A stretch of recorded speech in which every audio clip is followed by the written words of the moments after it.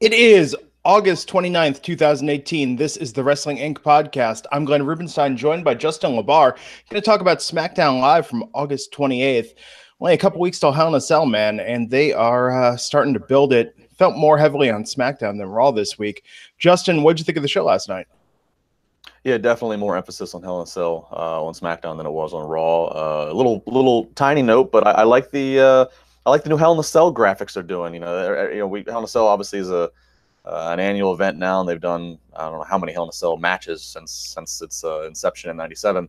But they have new graphics. It looks a little Triple H's, a little like Triple H in the skull and some of the logos he's used. But I like the graphics whenever they're showing the matches. I don't know, just a little production thing I enjoyed. Yeah, I thought the production of that was good. I thought the way they were setting up the matches was good. They opened the show last night with King Booker coming out to congratulate the New Day on being five-time WWE Tag Team Champions. What did you think of that segment? I thought it was a fun segment. I wish I would have. I wish I would have spoken on my random thought. But when the New Day won the tag titles and it was announced that they're now five-time champions, some reason something with the five-time and Booker T popped in my head, and then I just let it slide on through. So I wish I would have shared with the world. But I thought this was a really fun segment. This was very much a house show kind of segment. It was something very much, this is something I would see them doing if they were doing a house show or doing a dark match segment in Houston, where Booker's from. That's what this felt like. But nonetheless, very fun. The crowd was into it. You could tell all four individuals in the ring and then the commentators themselves all having just a blast, just joking around. No conflict, no swerve or turn to the story, just simply New Day out there being New Day, celebrating the fact that they're five-time champions, setting up the fact they're going to be on commentary in the next segment, and King Booker, which was one of those things that WWE threw up against a wall, and it stuck then and still has in history. Now, like myself, do you find yourself having to resist doing pelvic thrusts when discussing how many times the New Day have been tag team champions? I'd be lying if I said I haven't done a shimmy shake a time or two live when they've reminded us the W. I'll stop there. Yeah, in my head, that's how I say it. I try and not say it that way, but then I want to gyrate. It's a whole thing. And the segment ended with spinneroonies all around.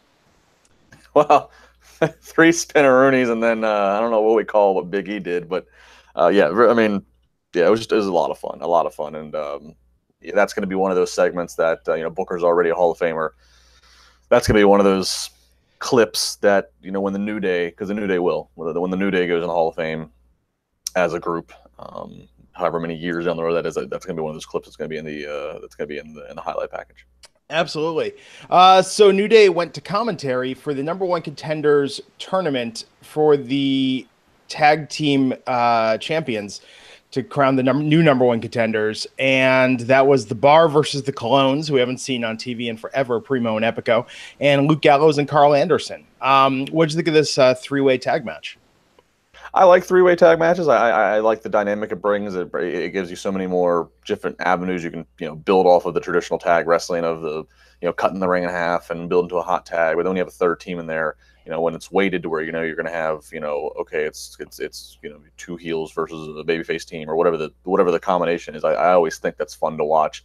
Same thing with 4 ways for tag with tag teams. So it was a good match. I didn't know if we were supposed to think anything of the Colognes leading into SmackDown, of them returning to WWE TV now that both were healthy, and the fact that we didn't get to see their entrance on TV, that kind of just told me everything I needed to know before the bell started. Would have been an awesome upset if they had won. Yeah, I don't know what obviously they're 2 talented guys. It's in their blood. If I remember correctly, when the last incarnation of their packaging, when they started doing the whole fly to Puerto Rico thing. I mean, I believe I believe they were given that re-push and under their family identity, because I think WWE was trying to get Carlito back at that time and make him a trio, and obviously that didn't work out.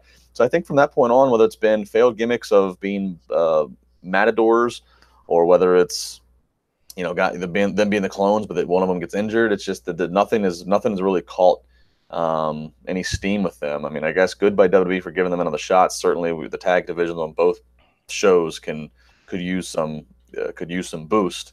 But I don't. That doesn't appear it's going to happen now, because if it was going to happen, then we would have saw something more impressive from them last night. Well, let me posit this theory for a second.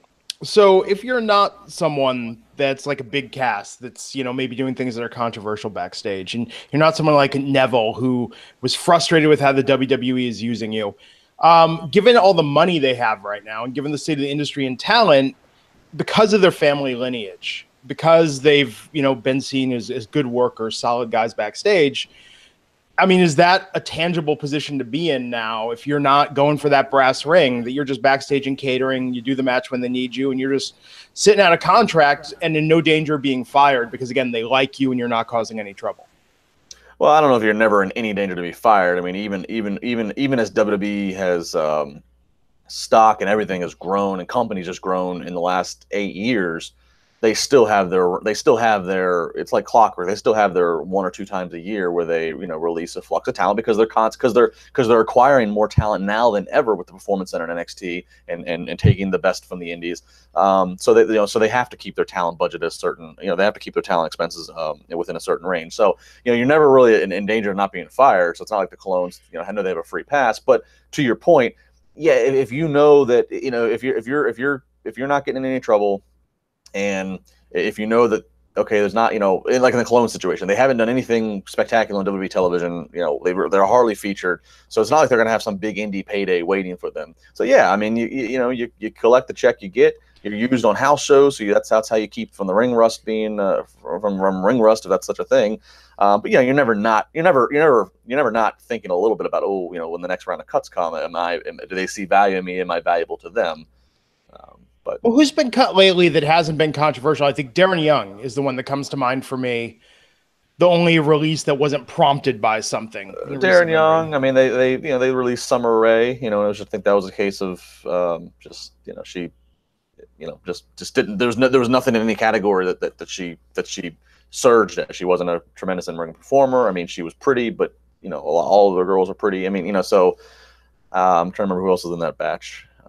I mean, Emma, you could speculate there was something. Well, there was a clash, and there was a clash there.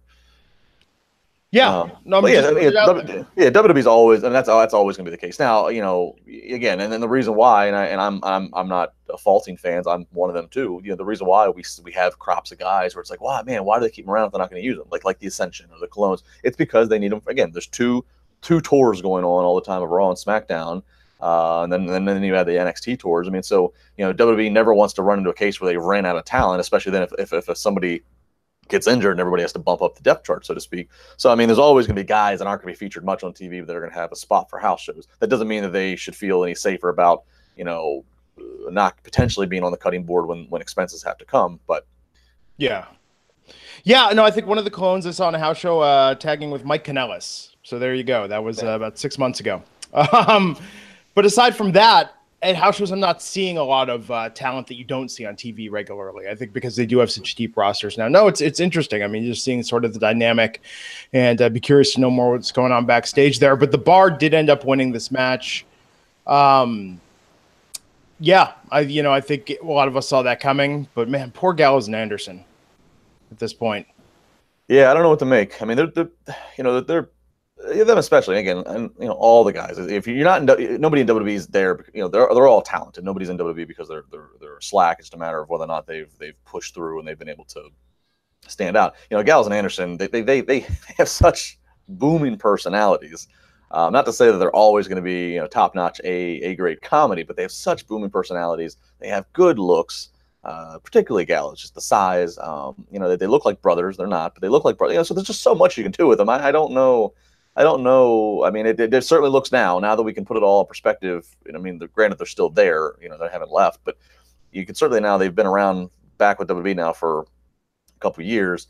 It certainly looks like there was a situation of WWE offered them a lot of money to get them out of New Japan, and just to control them, just to have them, not with the other guys. It's what it certainly seems like. Yeah, it's a weird scenario, man. Or it was a case of they came over right when AJ came over. It was a case of, all right, well, we want AJ, so we'll just take you guys too, and.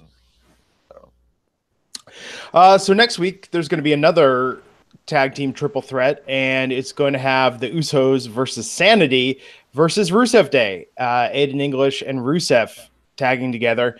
Who do you see coming out of that, the victor? I'm gonna go Rusev Day. You know, I think the Usos have they put the Usos a little bit not on a back burner, but like the Usos have had their little run of being heavily featured in the recent months. Sanity, I mean, this would be the time, right, to try to give a push to Sanity, but that they seem to be kind of batting 500 with Sanity. So Rusev Day, they're finally the WWE creative is finally made up their mind. They are baby faces. They're booking them as baby faces. They're not breaking them up. At least it wouldn't seem like so. So at least it seemed like such. So I would go Rusev Day. I could see it happening. After that, we had Jeff Hardy out calling Randy Orton a bit of a face-off with them, setting up their match for Hell in a Cell, and is going to be in the cell. Did that surprise you?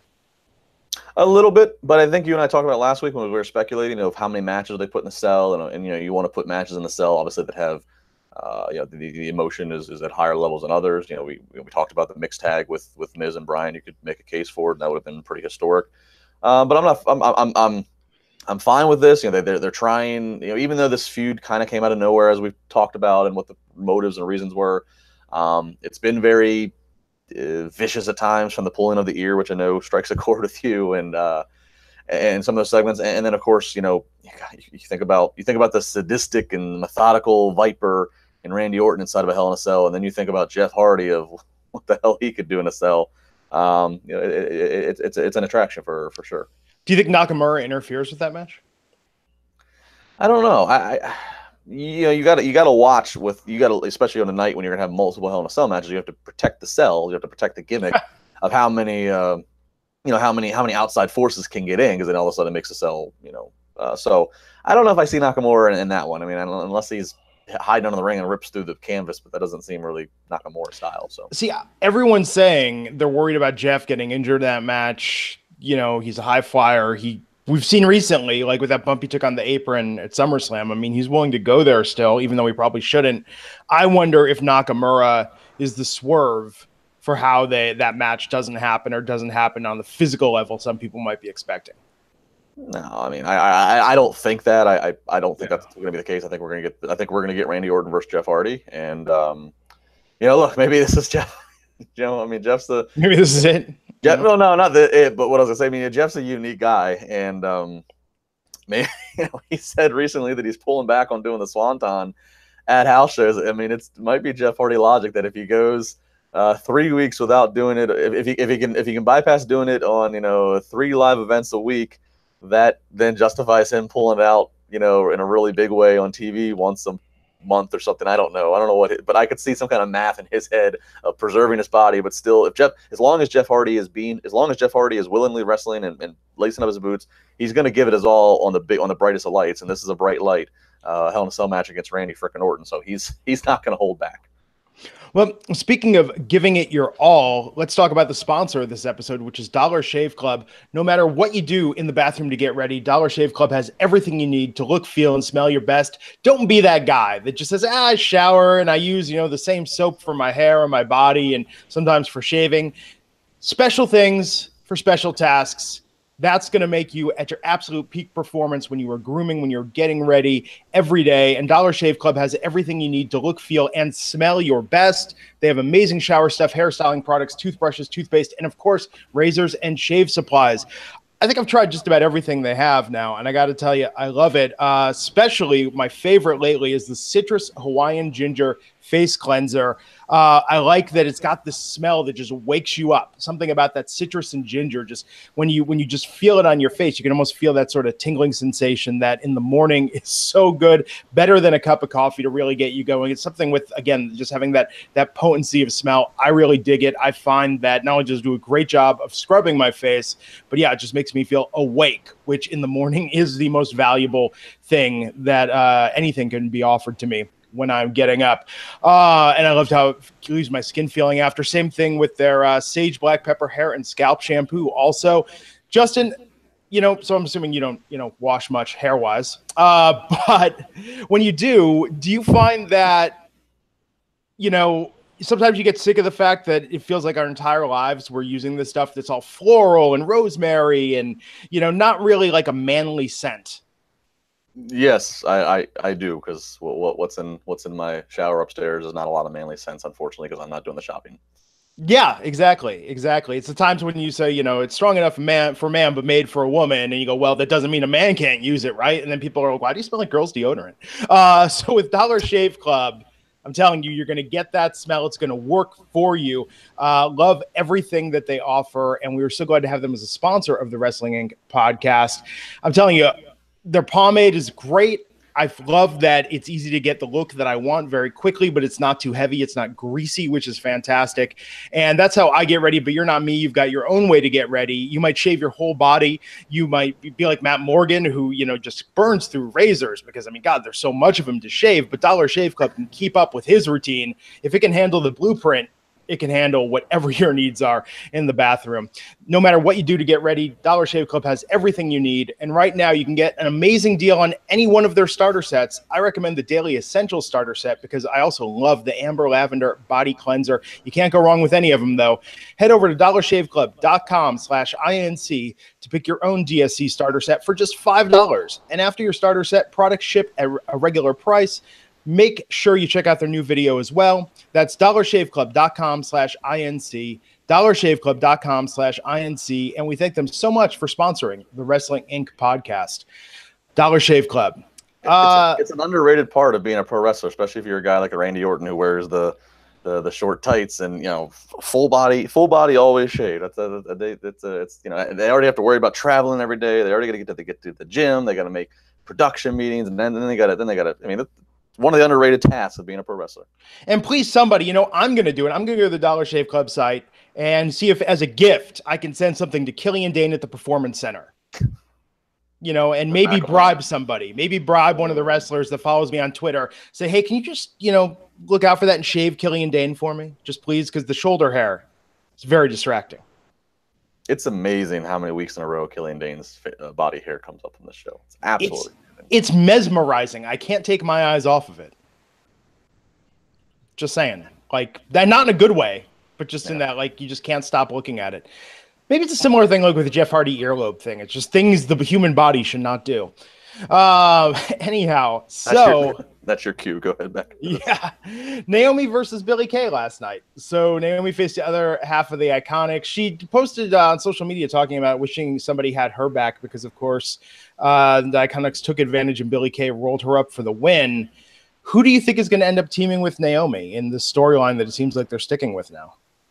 It's a good question because I'm trying to, they're gonna continue to feature more females on TV as they get closer to Evolution. That's a good question. I'm trying to go through the roster of who they have available to use. And who's on SmackDown. I don't know. I don't have an obvious choice. It's not like an obvious girl that stands out that it could be. Because I don't know. Everyone in the chat says Tamina. We haven't seen her in a while. What have you heard? Is she all recovered from her injuries? I don't know what her situation is between injury and with the family situation earlier this year. I don't know what her situation is. So. And some people are speculating Asuka, which that would be interesting. Well, Asuka certainly needs something to do, right? It'd be a little random, but then again, Asuka, very colorful appearance and hair and wardrobe. Naomi, obviously the very colorful. So I don't know if we're going to see Asuka dancing, feeling the glow. I don't know. But then again, she does her own little dance. Maybe. I'm being sold on it as we talk about it. That's one of those questions. That's a good question for Matt Morgan. Like, what's better, not being on TV or you're partnered with Naomi? Not that that's a knock against Naomi, but compared to where Asuka was a year ago. Well, even to where Naomi was, she was champion a year ago. Again, she's being featured regularly in a feuds on TV, so it's not like she's fallen as hard as it seems Asuka has. But even Naomi, it's there's definitely been some changing of the guard on in the women's division in a lot of ways. And I like Naomi a lot. There's no knock against Naomi, but look at where Asuka was. And then since losing that status, they've kept her off TV. I think they want to bring her back at the same level. At the top level, but if they bring her back in this sort of middle position, it's different. Some people in the chat are predicting perhaps Cameron comes back. Funkadactyl's reunion. Where do I sign? I am all in favor of that.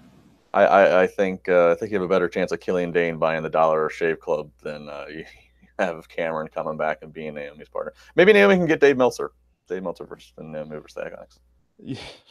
Anything is possible. Five-star match on its way. Oh man. After that last night, Daniel Bryan and Brie Bella. Man, a lot of the Bellas feels like these past couple weeks. Daniel and Brie came out to call out The Miz and Maurice. They were interrupted by Andrade Cien Almas and Zelina Vega, setting up a match with Daniel and Andrade. Man, what did you think of that match last night? It was a good match. It was It was somewhere in the first segment of the match for the first commercial break. I don't know what made me think of it. I remember having a thought of, okay, I've never seen these two against each other, and the crowd, the Toronto crowd, very hyped as they were both days on TV, which was awesome to see. And I guess with the hype crowd, seeing these two guys that are both very good in the ring, first time ever. For some reason, I was like, man, this would have been a really great NXT Takeover main event. I don't know why I thought that, but it was a good match. For an unadvertised, it was an unadvertised surprise. I wouldn't be shocked if maybe next week we actually get a mixed tag. They didn't make a mixed tag with Vega and Almas versus Brie and Bryan, just to warm Bryan and Brie up as they get ready for Miz and Maurice. I wouldn't be surprised if that's another filler. No, I'm into that. And so, of course, Zelina got involved with Brie, and then the Miz and Maurice came out and ambushed everybody going after Brie and Daniel. They're definitely building it up, man, to this mixed tag idea and making Maurice and Brie look very physical. Yeah, they are. I mean, as I should. This is Bryan and Miz, we've talked about it at length. It's got so much history and stock behind it, and it's so yeah, it makes sense to, if you're going to bring the real life wives into it, if you're going to bring the real life reality shows into it, you got to build the ladies up, make it especially both of them, because it's not like Brie and Maurice have been off, are not regulars on TV anymore. They're not regulars in the ring, so you need to remind the audience quickly that they are credible to see in the ring. Yeah. Well, at Hell in a Cell, I mean, this will definitely be different, and I think it keeps that feud going. When do you think we're going to get a proper rematch between Daniel and The Miz? Well, that could. A lot of people feel that maybe doing another rematch between the two, just straight up one-on-one, is something that you can try to save for a bigger show. For Survivor Series is the next big show, then Rumble and then Mania. I mean, and a lot of people. I know I've heard a lot of people think, okay, how fitting would it be if Bryan wins the Rumble and Miz is champion, or something of that they find each other at WrestleMania. It's hard to say. I don't know. I'll be very interested to see how they book Hell in a Cell, and if that's going to be the stopping point of this feud for temporarily. Because the Miz Bryan feud's never going to be over. It'll be, and I'm trying to pull a good one off the history. It'll be one of those feuds that they'll always be able to revisit each other. There'll just be chapters that'll end. So they might close this chapter after Hell in a Cell, but I'm sure we haven't seen the last of them. And that would be very much a WrestleMania match you could build, especially if you build it around Bryan once again trying to conquer World Championship gold. Yeah, no, but I agree with you. Last night for an unadvertised match, Andrade versus Daniel was pretty good. And I think there's potential. I would like to see a longer match between them. I mean, with Daniel, that's what we've been saying, right? It's like we want to see him wrestle all these different guys, which is where the mixed tag is a little kind of like, oh, that's okay. That was not one of the dream matches to see him tagging with Brie. Well, you know what, but it's not. But again, it makes sense in the context. Miz, WWE is very transparent about Miz and Maurice. Again, the reality show. I mean, so it makes a lot of sense, really, when you think about it. That, yeah, of course, as personal as that feud has been with the language and the promos dating back to Talking Smack, it makes sense the wives would get involved, especially because both the wives are trained. Yes, and who doesn't love Brie Mode? So, I don't even know. I'm confused by the marketing of Brie Mode. I have been for years. On what I thought Brie Mode at first started as it was like what she does when she gets crazy drunk. Yeah. But now it's like Brie Mode's like the fire up when she's ready to fire up in the match. I don't know. Yeah, Brie Mode's too PG now. Yeah. Take it back to what it was. I hate that I know what Brie Mode is. And I know a lot of stupid random crap. I was getting ready to say, you've dropped some crazy minutia on this show of things that I don't even understand, and you're ashamed to know what Brie Mode is. I'm ashamed to even know the backstory. I mean, it's just, but you know, what are you gonna do? I'll mail you a Brie Mode shirt for you to wear. You can wear it at Evolution. Once you find your tickets for Evolution, you can wear it. I did get ramp side seats for Evolution. So, there you go. See, if you're gonna be ramp side, wear the damn Brie Mode shirt. Come on. Did they even make that in men's styles? Well, don't get hung up on men's or women's style. I thought we're all equals now. That's true. That's true. Just buy a shirt that's big enough for you. It doesn't matter if it's what it's labeled as. Yes. WWE merchandise varies a lot in terms of the fit and the cut. And there's some stuff that's like, oh, this is comfortable, this is good. And there's other stuff where it's like, who is this cut for? Who is this built for? Like, the average wrestling fan should not be wearing something that clings to their body this much. Well, just make sure you shave and just let it cling to your body. That's true. It'll be a good show. After that last night, Samoa Joe and AJ. Samoa Joe calling AJ's wife. Jesus Christ. Talking about back to school night. Save me a plate. It's this, it's the right level of creepy, right? Like, this is on that level where it's kind of like, okay, this is taking it far enough that we're paying attention, but not so far like that we're really uncomfortable. I mean, it is still PG. Well, we have to be building. I mean, this has to. The only other step up from this is they have to shoot what they've done with like Randy Orton and Triple H. They have to go to AJ's house. You know what I was picturing when he was given this call? Did you see the movie The Gift with Jason Bateman? Yes. I was thinking of the end of The Gift, and that's what Joe's going to reveal, that he might be the father of one of AJ's children. I was like, that's where this is heading.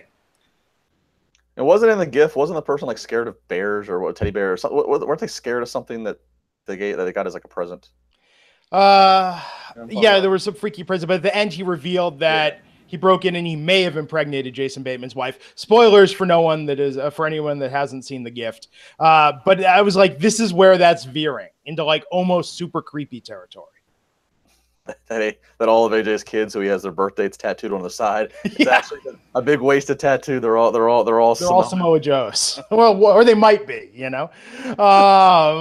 you know what? But I could see that happening because we know Vince McMahon watches random movies and TV. Actually, movies. He's not a big TV guy. He watches random movies and gets ideas. Well, I mean, again, if this was 1999, I could see it. I don't know if they'll pull it off as they're getting ready to move to Fox. Well, then again, Fox is more risque than NBC is. So maybe it's right up Fox's alley. I don't know. Yeah, I dug this. I want this match to be in the cell. I mean, it has to be. Yeah, it has to be, right? So what do we have? We have Orton and Hardy. What else do we have in the cell? Roman and Braun. Is that the only two right now? I believe so. Well, I think we're going to get Becky and Charlotte. I mean, this is going to happen at Hell in a Cell. I'm assuming it's going to happen in the cell. Yeah, I don't know. How do you have a feud that's involving calling somebody's wife and you don't put them in a cell? That'd be baffling to me. Absolutely. Loving this feud. That's SmackDown. I just love SmackDown. I mean, don't you feel like there was that dip? I think it had sort of a gap year or gap 6 months where it wasn't great. But I think that right now, SmackDown, with the exception of Talking Smack, that is all it is missing from being where it was 2 years ago when it was the crown jewel of WWE TV. It's pacing. I'll say it it's just pacing. A 2 hour show is just a perfect pace. And WWE's trying some new things. I don't know if you guys made mention of it. I didn't see Monday's podcast after all. They've been doing more things, different looks backstage. They've been doing things now that they're promoting like the 3-packs of things coming up like real in rapid succession as different ways to try to hold and tease the audience. And the 3-pack teaser really works for SmackDown because that pretty much is the 3 stories that you're going to be focusing around in the next 2 hours. And it's a pacing thing. There's good characters, there's good pacing.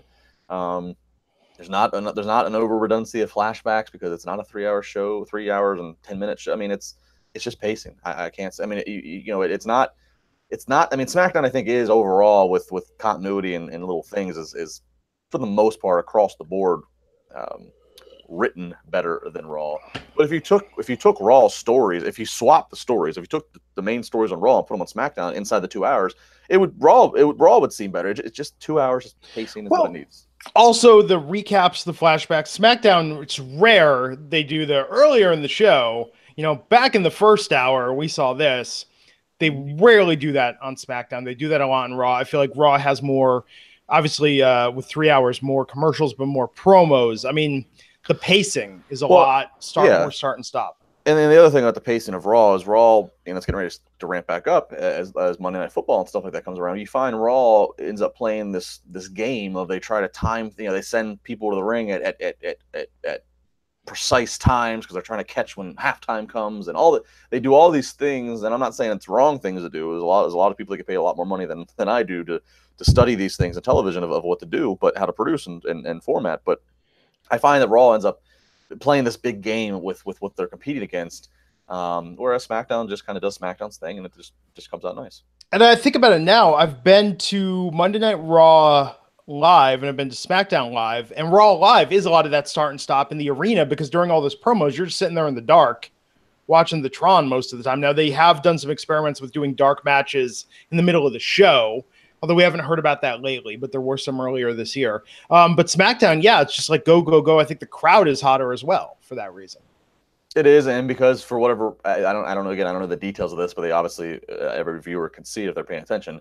They have the ability with USA on Tuesday nights to do for everything, for at least 2 matches in the 2 hour show. They are able to do the picture-in-picture, so they can cut away to a break, but still keep the match going. So you get longer matches on SmackDown. So if you are there live, you're at least being entertained by something going on in the ring versus, again, backstage segments and what have you. So yeah, it's pacing. It really comes down to pacing. It's not that the roster of guys on SmackDown are head and shoulders better performers than those on Raw. It's not that. I mean, look at how many exciting performers Raw has. I mean, Elias and the Shield and Braun. It just comes down to the pacing and the context of which to put in this. Well, so last night, the main event, SmackDown Women's title match, Carmella versus Charlotte Flair getting their rematch. Becky Lynch interfered after. So Charlotte got the definitive victory, keeping the title, doing the figure 8 on Carmella. I thought the match was okay. But man, when Becky ran in after, that crowd pop was huge. Now, I think, again, she's clearly the fan favorite and the face in this feud as far as the WWE Universe is concerned. Now, it was Toronto following up on New York last week, but I don't see her momentum slowing down from getting this crowd reaction. I mean, I tweeted last night that they're turning Braun a heel, they're turning Becky a heel, our pets' heads are falling off. They're just convinced. They're determined. They're determined to tell you, okay, this person's going to be on the heel side of the fence. But the crowd doesn't want it. The crowd is very much behind a rising Becky Lynch. They like the attitude, they like the edge, they like the aggressiveness because they get behind, because they agree with why she's doing it. Charlotte has won the title. I don't know how many times yet, or how many times already. I mean, the crowd is ready to boo her. She's a Flair. She naturally is a heel. This isn't. This is just. I don't know. I don't know. That promo Charlotte cut last night, I think, is one of the better, if not the best, promo she's done.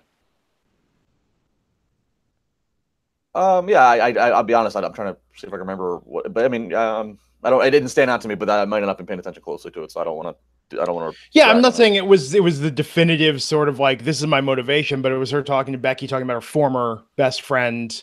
I thought that it came across good in the sense that it made her likable and sympathetic, but at the same time making her tough in this match. I mean, she's definitely not the heel. Yeah, they're not giving her. With Roman, I feel like they give Roman a lot of lines that it's like, well, that's not a babyface line. I mean, with Charlotte, I think they're preserving that, at least with how they're writing for her, even though with the crowd, their crowd clearly on Becky's side. And when Becky did the "Give Me a Mic" last night, and called Charlotte a bitch, I mean, it was just like, damn. I mean, but look at the pop that got. Right. I said it last week when there was the top story, right after she had turned. If I would be, I'm fine with the straight fire and the aggressive edge. And I know people keep using people like to use the Stone Cold comparison or whatever. I would be fine, and I'd get behind that with Becky Lynch. And but she can't do what she did last week. She cannot let part of her she can't let part of her behavior now be motivated by putting the fans down, and the fans weren't behind her. We talked about this at length. If she shuts up with that, if she just focuses on, no more Miss Nice Becky, I'm going to do things my way, I'm taking this title, and just being a badass, I can get behind that. But she can't do the old, cowardly heel comments of, I'm doing this because you fans. That doesn't fly. She didn't do that last night. She didn't, so that was good. So let me see what happens next week, and then Hell in a Cell and so forth. Because that was the biggest problem I had with last week when the heel turn happened was, as we talked about, it's clear the fans are supporting her, so it doesn't work to have her out there saying, you guys made me an afterthought. What the hell we did? Well, she was talking smack about the WWE on Twitter, because the WWE's been doing all those polls. Hey, fans, were you really behind Becky? And, of course, the results are 100% yes. So what was it she retweeted? She was like, well, WWE, can you say the same? And it was like, oh, that's the angle. That's the angle people want to see, her anti-authority. Yeah. And I can get behind an aggressive attitude change. Just don't cut the promos that are going to be completely, contradicting this. Yeah. I think the problem is, though, and tell me what you think of this, is that I think it doesn't matter her characterization. The audience is behind her. What matters is at the end of this, does she win and get the title?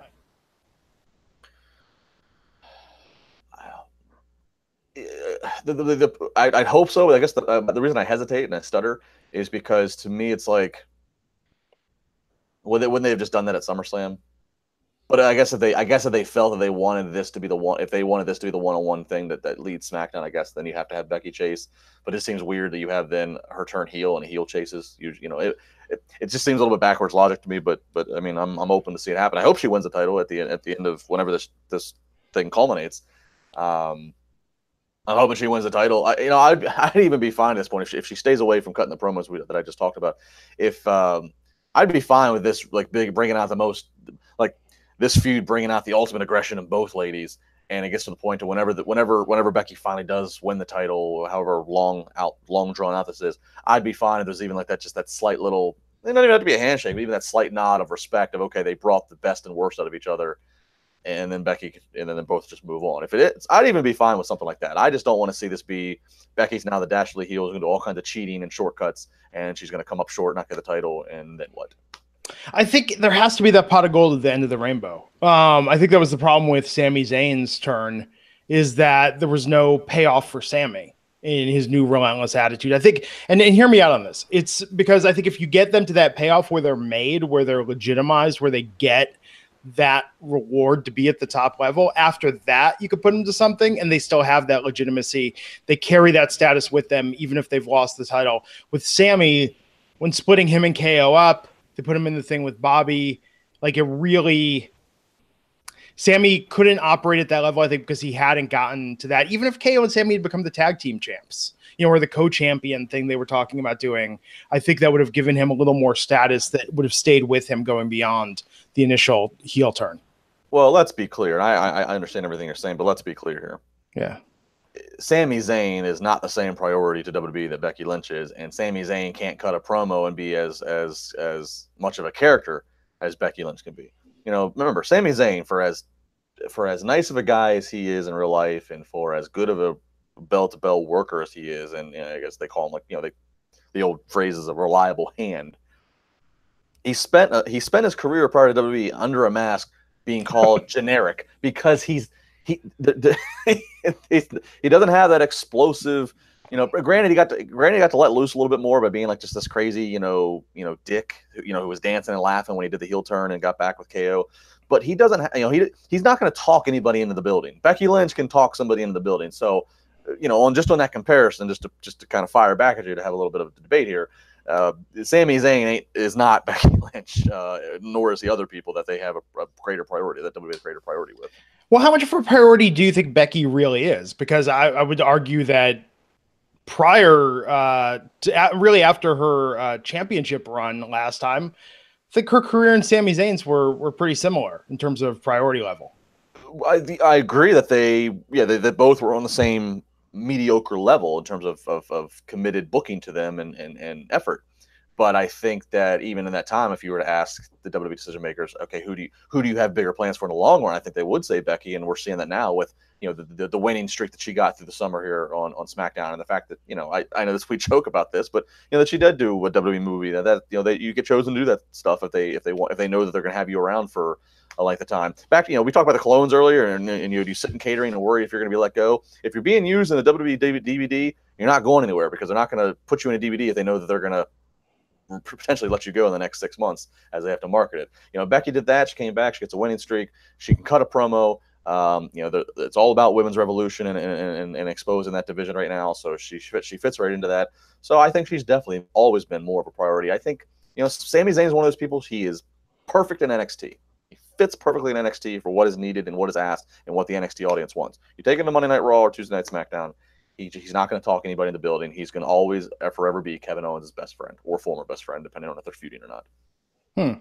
I mean, I think that putting him in that angle with Shane and Kevin, I mean, for Sami showed some vote of confidence. I think in terms of ring work, I mean, Sami, I think, is one of the absolute best in the WWE and what they can do in terms of promo.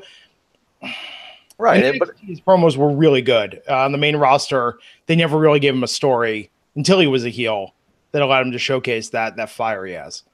Yeah, it's just that's always going to be the case. You can only know you can be mediocre in the ring, but if you're a character and can talk people, that's why the Miz even got into WWE. The Miz didn't know how to wrestle. It took a while for him to really hone his in-ring craft and everything, but they kept giving him chances. They had him hosting diva searches. They had him doing all this stuff on the mic because he was colorful and he was interesting. And even if he screwed up, it was like, okay, he's entertaining. So yeah, that's always gonna be the fact. That's why they'll pull from talent anywhere in the world, because they figure if you have you can't teach a look, can't teach a God-given look, and you can't teach that natural charisma. They can teach people the fundamentals on how to work in the ring and do what they got to do to get by in the ring. You can't teach those other things. So you can teach somebody to try to do some of the things Sami Zayn can do. Can't teach somebody to be a straight fire promo who can think on their feet, go live. Yeah, well, that makes sense. I mean, I think with Becky, maybe not at Hell in a Cell. Maybe she does win at Hell in a Cell, and maybe she defends at Evolution. With Charlotte, as you said earlier, Charlotte has been champion so many times now. It's meaningless in my mind, both in terms of what it means for Charlotte to be champion and what it means in terms of the greater WWE universe for Charlotte to be champion. Because she's been champion. It feels like half the time she's been on the main roster. Right. I mean, it racked up with her and Sasha going back and forth. I mean, quite honestly, it feels like, and Charlotte's very talented. Don't misunderstand me with the statement, but frankly, it feels like WWE's plan is obviously they want to rack and get Charlotte up to be threatening her. Her father's known for being the 16-time world champion. If that's the number 16. Yeah. So they're gonna that's what they want to get for her career. And obviously, Ric Flair did it over a career of 30 plus years. Charlotte's probably not going to work 30 plus years, as the guys and girls just don't do that anymore. And again, there's way more programming on television than there was in Ric Flair's day. So they're going to rack these wins up in a lot shorter time period, which is going to look a lot more manufactured, a lot more just kind of this is all for pomp and circumstance. So, but I mean, I don't know you have to pull Google up. I don't know how many times it's been, but I mean, she's got to be. It's at least 5, right? I'm going to say it's 5 or 6 because I don't think she's beat Trish's 7 times. Okay, is Trish the record holder? Well, I don't know if she's the record holder, but Trish always does 7, right? That's. I think now I'm pulling up Google. Hang on here. Yeah. Then the other thing too to remember is the separation. Well, I don't think Charlotte's ever been. There's always that separation of Divas champion and Raw Women's Champion 4 times, Divas Champion 1 time, SmackDown Champion 2 times. So technically, she is at 7 if they count the Divas Championship, and that's not counting NXT either. Yeah, so they could. Man, wish she was facing Trish for that reason. That would be pretty cool. I know everybody wanted Trish and Sasha. I want Trish and Mickie James. I mean, I'm glad we got like a little acknowledgement of it Monday, but I want Trish and Mickie James. A little blast from the past. That would have been awesome. Yeah, WrestleMania Rewind. Yeah, Trish 7-time WWE Women's Champion. So I think that's, I mean, honestly, like Trish versus anyone except Alexa. Because with Alexa, there's just no stakes, no storyline. I don't see the match being as great as it could be in the ring. If it was Trish versus Charlotte or Trish versus Sasha or Mickey for that matter. Yeah, I mean, Trish versus Alexa Bliss feels like a reward to Alexa Bliss for being the top soldier that she is. Yeah, but this is an entertainment product. It's not, wrestling fantasy camp. Wouldn't it be cool if? That's a whole other wormhole to go down. They should just do a night of that. Wrestlers, who's your ultimate match? Okay, no story, no anything. We're just going to give you this. It's Make-A-Wish for WWE wrestlers. You get, bring Stone Cold back. Make-A-Wish for WWE wrestlers. Yeah, Bayley gets to wrestle Stone Cold. Just like every fantasy scenario. I like Alexa Bliss a lot. I think Alexa Bliss is amazing in the ring and out of it. I think she is one of the top heels in the company, male or female. But yeah, they're going to really have to give me a story to get me invested in Alexa versus Trish. Get Alexa. Let me see Trish versus Elias. after Monday, man. Yeah, right. I was so glad that he pulled the line out of "You just want to walk with Elias." I'm glad. Man. This was a good week for wrestling, for WWE. Raw and SmackDown. Well, Canada, man. Canada. Interesting week, Monday and Tuesday, and of course the big weekend ahead for everybody that's watching non-WWE with All In. It'll Oh, that's right. Talking points for sure. Yeah. SummerSlam is going to be in Toronto next year. That'll be hot. Mm-hmm. I'll be there. Looking forward. I love Toronto. Great city.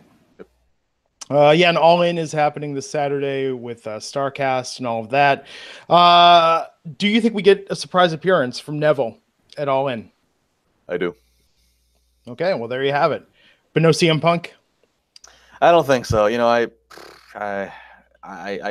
thought for many months that they absolutely won't advertise it. They don't want to put any pressure on him. He makes some kind of a. But now with the whole stuff with the lawsuit with Cole Cabana, I don't know. I don't know if him going out in front of a crowd is what he wants right now. Yeah. Well, with Neville, the timing is just too good. Even if that wasn't the plan, Neville, they should have been on the phone with him the second they got the news. Yeah, I think a Neville appearance, absolutely. I think that'd be a safe bet. Cool, man. Justin, what do you want to plug before we take it home here? At Justin LaBar, it's all things my brand of what I'm doing. Hit the follow. Cool. I'm Glenn Rubenstein. You can follow me on Twitter at Glenn Rubenstein. Greatly appreciate it. Live tweet along with most WWE programming. And we'll be back here Monday. Myself, Raj, Mr. Matt Morgan to cover Monday Night Raw. Until next time, folks, thanks for watching, and we'll see you back here on the Wrestling Inc. podcast.